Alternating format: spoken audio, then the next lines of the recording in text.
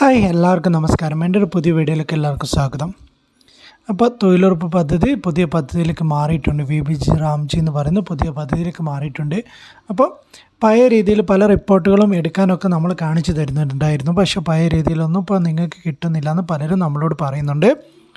അപ്പോൾ ഇതിൻ്റെ അടിസ്ഥാനത്തിൽ നിങ്ങൾക്ക് പുതിയ മസ്റ്റോളുകളൊന്നും പഞ്ചായത്തിൽ നിന്ന് ലഭിക്കാത്ത സാഹചര്യത്തിൽ ആ മസ്റ്റോളുകൾ എങ്ങനെ എടുക്കാമെന്നുള്ള കാര്യമാണ് നിങ്ങൾക്ക് പറഞ്ഞു തരുന്നത്. വലിയ മാറ്റങ്ങളൊന്നുമില്ല, പുതിയ റിപ്പോർട്ടിനും കാര്യങ്ങളും വലിയ മാറ്റങ്ങളൊന്നുമില്ല. നമ്മൾ പറഞ്ഞ പഴയ രീതിയിൽ തന്നെ എടുത്താലും നിങ്ങൾക്ക് കിട്ടും. പക്ഷേ ഇപ്പോൾ പുതിയ സൈറ്റിൻ്റെ സൈറ്റിലൊക്കെ ചെറിയ ചെറിയ മാറ്റങ്ങൾ മാത്രമേ കാണാൻ സാധിക്കുന്നുള്ളൂ. അപ്പോൾ നിങ്ങൾക്ക് പുതിയ മെത്തേഡിൽ എങ്ങനെ പുതിയ സൈറ്റിൽ എങ്ങനെ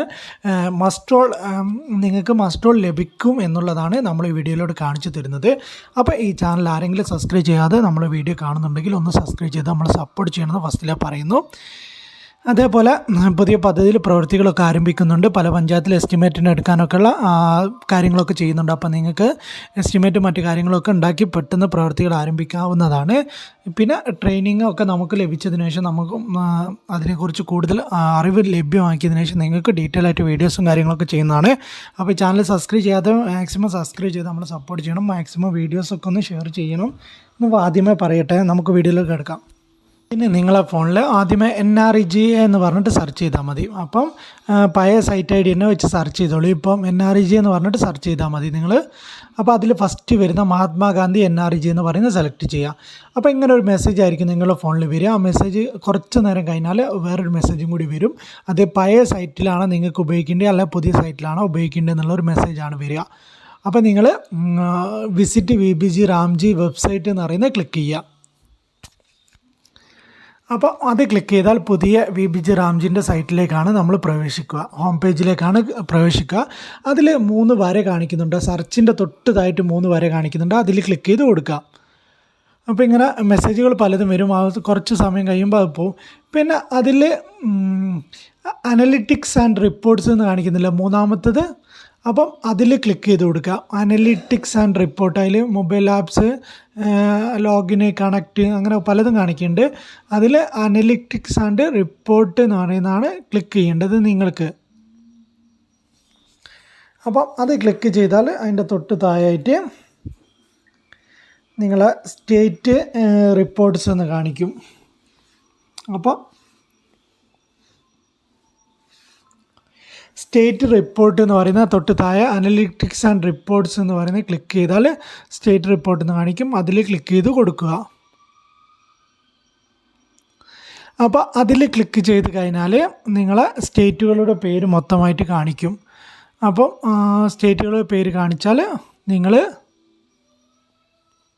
സ്റ്റേറ്റ് സെലക്ട് ചെയ്ത് കൊടുക്കുക. കേരള എന്നുള്ളത് സെലക്ട് ചെയ്ത് കൊടുക്കുക. ഇതിൻ്റെ ഇടയ്ക്ക് സ്റ്റേറ്റ് റിപ്പോർട്ട് എന്ന് പറയുന്നതായിട്ട് സെലക്ട് ചെയ്ത് കൊടുക്കേണ്ടത് നിങ്ങൾ അതിൽ കേരള സെലക്ട് ചെയ്ത് കൊടുക്കുക. അതിനുശേഷം നിങ്ങളുടെ ജില്ല ഏതാണോ അത് സെലക്ട് ചെയ്ത് കൊടുക്കുക. പിന്നെ നിങ്ങൾ പഴയ രീതിയിൽ തന്നെയാണ് നിങ്ങളുടെ ബ്ലോക്ക് സെലക്ട് ചെയ്ത് കൊടുക്കുക. ജില്ല സെലക്ട് ചെയ്തതിന് ശേഷം നിങ്ങളുടെ ബ്ലോക്ക് പഞ്ചായത്ത് സെലക്ട് ചെയ്ത് കൊടുക്കുക. അപ്പോൾ നിങ്ങളുടെ ബ്ലോക്ക് പഞ്ചായത്ത് സെലക്ട് ചെയ്ത് കൊടുത്താൽ നിങ്ങളുടെ ഗ്രാമപഞ്ചായത്തിൻ്റെ പേരുകൾ അവിടെ ലിസ്റ്റ് ചെയ്യുന്നതാണ്. അപ്പോൾ നിങ്ങൾ നിങ്ങളുടെ ഗ്രാമപഞ്ചായത്തിൻ്റെ പേരും കൂടെ സെലക്ട് ചെയ്ത് കൊടുക്കുക. അതിനുശേഷം ഇതേമാതിരി കുറേ റിപ്പോർട്ട്സാണ് അവിടെ കാണിക്കുക. അതിൽ രണ്ടാമത്തെ R2 ഡിമാൻഡ് അലോക്കേഷൻ മസ്റ്റോൾ എന്ന് പറയുന്നതാണ് നമുക്ക് ക്ലിക്ക് ചെയ്യേണ്ടത്. അപ്പോൾ അതിൽ ക്ലിക്ക് ചെയ്ത് കൊടുക്കുക.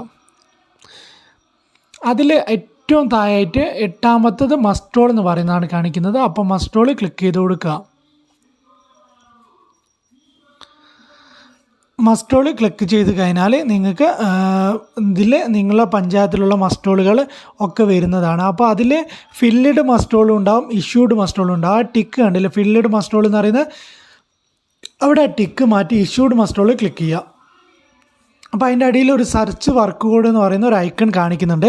അപ്പോൾ നിങ്ങൾക്ക് വർക്ക് കോഡ് നമ്പർ അറിയെങ്കിൽ ആ സെർച്ച് വർക്ക് കോഡിൽ വർക്ക് കോഡ് നമ്പർ അടിച്ചു കൊടുത്താൽ മതി. അല്ലെങ്കിൽ നിങ്ങൾ തൊട്ട് താഴെ നിങ്ങൾ പഞ്ചായത്തിലെ വർക്കിൻ്റെ ഡീറ്റെയിൽസ് ഒക്കെ താഴെ വരുന്നതാണ്. അപ്പോൾ ഏത് വർക്കാണ് നിങ്ങൾക്ക് എടുക്കേണ്ടതെന്ന് വെച്ചാൽ അത് സ്ക്രോൾ ചെയ്ത് നോക്കിയാൽ നിങ്ങൾക്ക് ആ വർക്ക് അവിടെ കാണാവുന്നതാണ്. അല്ലെങ്കിൽ ജസ്റ്റ് വർക്ക് കോഡ് നമ്പർ മാത്രം അടിച്ചു കൊടുത്താൽ മതി കേട്ടോ. അതിൽ 772,667 എന്ന് പറഞ്ഞിട്ട് സെർച്ച് വർക്ക് കോഡ് എന്ന് പറയുന്നതിൽ സെർച്ച് അടിച്ചു കൊടുത്താൽ അവിടെ ആ വർക്ക് മാത്രം ലിസ്റ്റ് ചെയ്യുന്നതാണ്.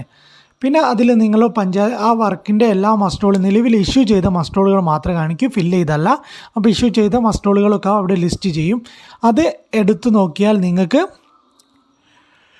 നിങ്ങളുടെ പേര് വന്നിരിക്കുന്ന എല്ലാ കാര്യങ്ങളും ഡീറ്റെയിൽസ് അറിയാവുന്നതാണ്. ഇപ്പോൾ പേരും തൊഴിൽ കാർഡ് നമ്പറും അങ്ങനെ ഓപ്പണായിട്ട് കാണിക്കാൻ പറ്റില്ല, പബ്ലിക്കായിട്ട് കാണിക്കാൻ പറ്റില്ല. അതുകൊണ്ടാണ് നമ്മൾ വീഡിയോ അതിൻ്റെ സൈഡിലേക്ക് നീക്കാത്തത്. അവിടെ നിങ്ങളുടെ ജോബ് കാർഡ് നമ്പർ, പേരും കാര്യങ്ങളൊക്കെ കാണിക്കും, എത്ര ദിവസം പണിയെടുക്കണം എന്നുള്ള ഡീറ്റെയിൽസൊക്കെ അവിടെ കാണിക്കും. അപ്പോൾ അത് നമുക്ക് ഇങ്ങനെ പബ്ലിക് ഡോക്യുമെൻ്റ് ആയിട്ട് കാണിക്കാൻ പറ്റാത്തത് കൊണ്ടാണ് അങ്ങോട്ട് സ്ക്രോൾ ചെയ്യാത്തത്. അപ്പോൾ തൊട്ട് മുകളിലായിട്ട് നിങ്ങളുടെ work code, muster roll number, work start എന്ന് മുതൽ എന്ന് വരെ അവസാനിക്കുന്നു എന്നുള്ള ഡീറ്റെയിൽസൊക്കെയാണ് തൊട്ട് മുകളിൽ കാണിക്കുന്നത്. അപ്പോൾ ആ ഡീറ്റെയിൽസ് അവിടെ കാണിക്കുന്നുണ്ട്. മസ്റ്റോൾ നമ്പർ, വർക്ക് കോഡ്, അതേമാതിരി ഡേറ്റ് ഫ്രം, ഡേറ്റ് ടു, പിന്നെ നിങ്ങളുടെ action plan S number, sanction date, പിന്നെ വർക്ക് നെയിമും ആ ഡീറ്റെയിൽസൊക്കെയാണ് അവിടെ കാണിക്കുക. അതിൻ്റെ തൊട്ട് താഴായിട്ട് ഇവരുടെ പേരുകൾ അടങ്ങിയ എല്ലാ ഡീറ്റെയിൽസും വരുന്നതാണ്. ആ മസ്റ്റോളിൽ എത്ര പേരാണോ ഉള്ളതെന്ന് വെച്ചാൽ ആ ഡീറ്റെയിൽസൊക്കെ അവിടെ വരുന്നതാണ്. അപ്പോൾ ഇത്രയാണ് ഇതിൽ നിങ്ങൾക്ക് മസ്റ്റോൾ എടുത്ത് നോക്കാനുള്ളത്.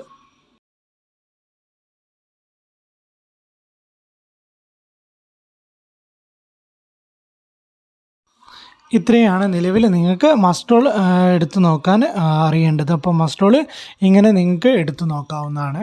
അപ്പോൾ ഇനി മസ്റ്റോൾ പഞ്ചായത്തിൽ നിന്ന് കിട്ടിയില്ല എന്ന് വെച്ചാൽ ആരും പേര് വന്നോ എന്നുള്ള കാര്യങ്ങളൊക്കെ അറിയാൻ നിങ്ങൾക്ക് ഇങ്ങനെ എടുത്തു നോക്കിയാൽ നിങ്ങളുടെ പേരും കാര്യങ്ങളും കാണിക്കുന്നതാണ്. അപ്പോൾ നമ്പർ ഓർഡറിലാക്കി കാണിക്കുക. ഓരോ പേര് എന്താ പറയുക, തൊഴിൽ കാർഡ് നമ്പർ വെച്ചിട്ടാണ് നമ്പർ, ഓരോ ഫസ്റ്റിലത്തെ 10 പേര് ഫസ്റ്റിലത്തെ നമ്പറിലും പിന്നത്തെ 10 പേരൊക്കെ ആയിട്ടായിരിക്കും വരിക. അപ്പോൾ അതുകൊണ്ട് നിങ്ങൾ നമ്പർ വെച്ചിട്ടുള്ള ഏകദേശമുള്ള മസ്റ്റോളുകൾ എടുത്തു നോക്കാവുന്നതാണ്. പിന്നെ നമ്മളെ കമൻറ്റിൻ്റെ താഴെ പലരും ചോദിക്കുന്ന ഒരു സംശയമാണ് മേറ്റുമാരെ കൂലി സംബന്ധിച്ചുള്ള കാര്യം. അപ്പം മേറ്റുമാരെ കൂലി ഈ അടുത്ത ദിവസങ്ങളിൽ തന്നെ ലഭിക്കും എന്നുള്ള കാര്യങ്ങളിൽ കുറച്ചൊരു ഇത് വന്നിട്ടുണ്ട്. അപ്പം നമുക്ക് കറക്റ്റ് ഡേറ്റും കാര്യങ്ങളൊക്കെ കിട്ടിയിട്ട് നിങ്ങളെ അറിയിക്കാവുന്നതാണ്. അപ്പോൾ നിലവിൽ മേറ്റുമാരെ കൂലിയൊക്കെ വരുന്നുണ്ട് എന്നുള്ളൊരു സൂചന കിട്ടിയിട്ടുണ്ട്. അപ്പം മേറ്റുമാരെ കൂലി അടുത്ത് തന്നെ ലഭിക്കുന്നതായിരിക്കും. പിന്നെ തൊഴിലാളികളെ കൂലിയൊക്കെ കണ്ടിന്യൂസ് ആയിട്ട് വരുന്നുണ്ട്. പിന്നെ ജൂലൈക്ക് ശേഷം അടുത്ത മാസം പെൻഡിങ് ഉള്ളതെന്നാണ് അറിയാൻ കഴിയുന്നത്. അപ്പോൾ അത് ഈ മാസത്തോടു കൂടി തന്നെ ലഭിച്ചു തുടങ്ങും. അപ്പോൾ കണ്ടിന്യൂസ് ആയിട്ട് തൊഴിലാളികളോ കൂലി ലഭിക്കാനൊക്കെയുള്ള സാധ്യത കൂടുതലാണ്. അപ്പോൾ നിലവിലെ സാഹചര്യത്തിൽ നിങ്ങൾ ഇപ്പോൾ ആദ്യത്തിൽ ഇറങ്ങുന്ന പണിയുടെ കൂലിയൊക്കെ കറക്റ്റ് സമയത്ത് തന്നെ നിങ്ങൾക്ക് ലഭിക്കുന്നതാണ്. ഒരു 10-20 ദിവസത്തിനുള്ളിൽ അക്കൗണ്ടിൽ കയറുന്ന രീതിയിലാണ് ഇപ്പോൾ നിലവിൽ പോയിക്കൊണ്ടിരിക്കുന്നത്. അപ്പോൾ അതുകൊണ്ട് തന്നെ നിങ്ങൾക്ക് എത്രയും പെട്ടെന്ന് കൂലി ലഭിക്കാനുള്ള സാധ്യത കൂടുതലാണ്. അപ്പോൾ അതുകൊണ്ട് നിങ്ങൾ ഫസ്റ്റ് തന്നെ മാക്സിമം തൊഴിലുറപ്പിന് ഇറങ്ങിയിട്ട് പണി ചെയ്യാൻ നോക്കുക. അപ്പോൾ തൊഴിലുറപ്പ് പദ്ധതി നിങ്ങളെ സംശയങ്ങളും കാര്യങ്ങളും ഒക്കെ നിങ്ങൾക്ക് നമ്മളോട് ചോദിക്കാവുന്നതാണ്.